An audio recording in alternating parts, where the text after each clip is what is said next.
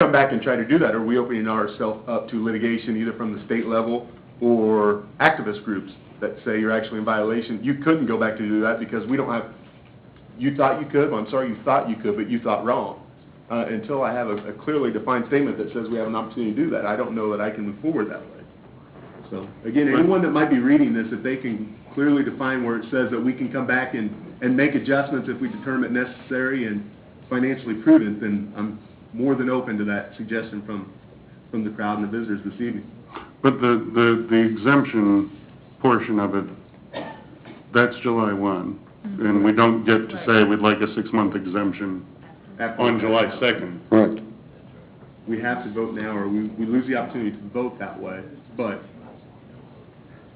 And this is the last meeting before the July 1st meeting, just for clarification. If you don't put the 6 months in place, you lose the 6 months.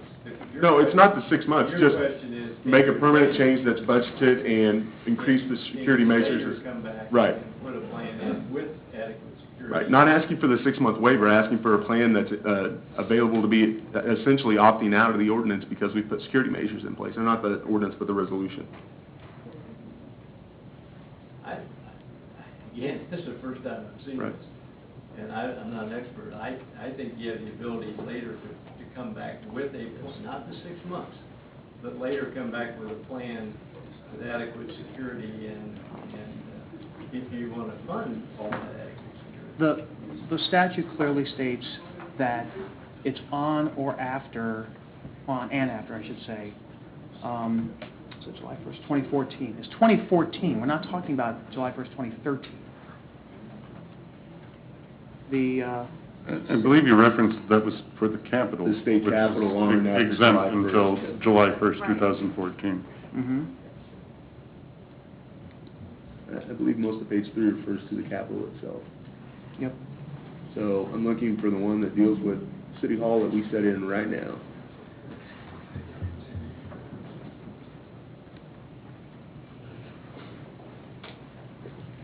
Still no clarification. Jim, the name of the organization, for police chiefs or? Kansas Association of Chiefs of Police. They've also suggested that, No, they sent out the information on the House bill to us. It was a synopsis of the bill and what the changes were going to be for everything I've received.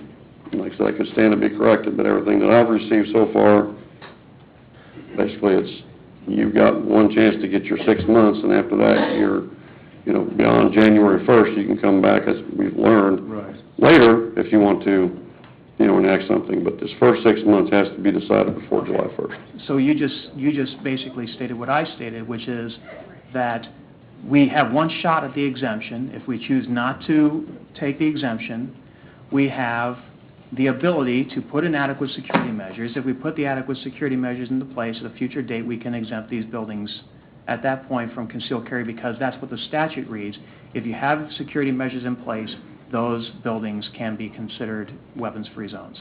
Well, like I said, that information I didn't get, but obviously it was clarified tonight.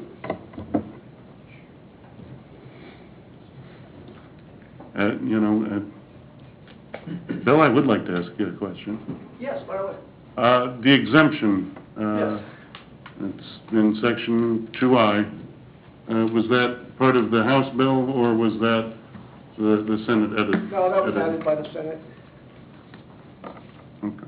That's just... Oh, that was it? Oh. Just looking for a point of clarification. Yeah, no, that was added by the Senate, but it was approved in conference committee. Okay.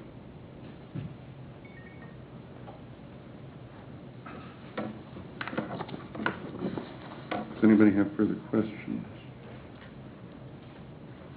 I really wish that we could have that clearly defined, that states that we would have an opportunity to implement measures at a second date if we opt out of the waiver clause.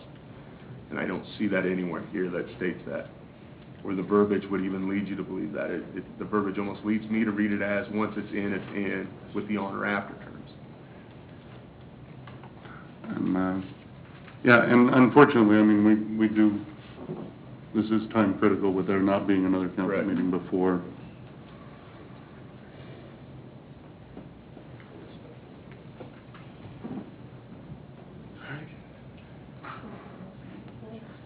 Anybody, There is a motion on the floor. anybody have any additional questions for Jim? There's a motion on the floor. Motion Harrison, second. Motion Vodovich, Mo- second. Okay, sorry. I had it done wrong. I will say, I want to make one comment before we go to a vote, and that is, in any ambiguity such as this, I will tend to always support the rights of the lawful, law-abiding concealed carry permit holder to carry their weapon over any concern of whether or not we're going to allow them not to be able to do so, or not allow them to do so. So that's my own last statement. We can go on to a vote. I have a question for you, Steve. Yeah. Including council members, you think it would be okay for that? I'm pursuing my CCW as we speak. Can you ever envision a time during a council meeting where there might be a I know where you're going on this, Larry. act of violence that may not give you time to draw your weapon? Or may also cause a problem that, in which you overreacted? No, because understanding the gravity of such an instrument, and it is an instrument, it's a tool. It's not a means for emotional outlet. What you do is you are trained, and all CCW owners are trained to understand the function, nature, and use of a firearm. It is not something to be taken lightly. It never is. It's a last resort. In a situation where you must protect your physical person from harm, and those around you, if you can protect them as well. It is not meant to be just handled cavalierly, and that's not the nature of that. So you think the license alters people's behavior and personality? I think Is that those right? individuals that receive a license are vetted, qualified, screened, and are able to carry because of the fact that they have a constitutional right under the Second Amendment to the United States Constitution to do so. That's what I believe. Do you believe city employees have that same right? I believe that all individuals have a right to self-defense. So do you think the city employees have a right on July 1st, when this goes into effect, to be able to carry a concealed carry weapon in this building? If they are screened, vetted, certified, and have a concealed carry license that they have on their person, absolutely I do. And my point is, July 1st, those employees who don't have it, who may want it, that is not enough time for them to get that. There are plenty of individuals who will do training. They can do training courses, and they may not have their certifications on day one, but there will be people who will be visiting this building. There will be individuals who are in this building right now, co-workers of yours that already do have CCWs. They just can't carry in this building right now. And I think that makes this a safer place. I do not believe that a concealed carry permit holder makes City Hall a more dangerous place. I believe that the madmen out there who are bent on destruction, who do not have a CCW, and don't care whether or not there's gun signs on the door, pose much greater danger to our citizens and to the employees in this room and the employees in this building than any CCW holder could.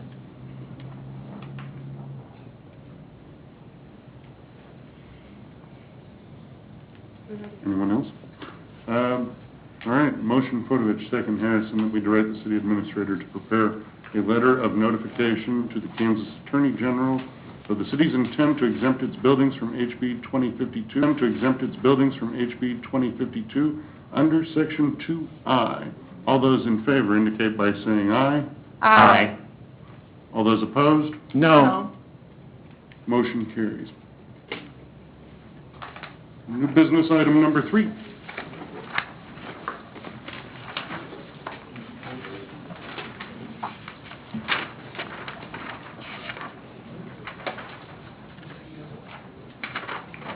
Consider authorizing the city administrator to execute 10 change orders to the construction contracts for the USD 231 School Campus Benefit District Project.